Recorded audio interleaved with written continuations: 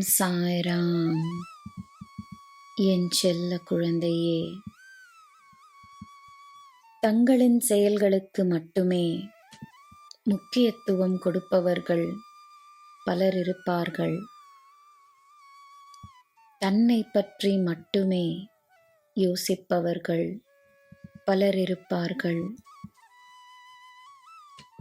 அவர்களை மாற்ற முயற்சிக்க வேண்டாம். அது உன்னுடைய வேலை அல்ல. அவர்கள் தங்கள் வாழ்க்கையை நடத்தட்டும். நீ உன் வாழ்க்கையை என் வழியில் அமைதியாக நடத்து.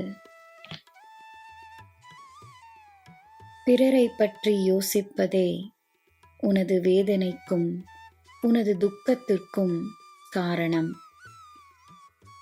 உன்னுடைய உண்மையான அமைதியை நீ உணர விரும்பினால் உனக்கு பயனில்லாத எண்ணங்களை முதலில் நீ மறக்க வேண்டும்.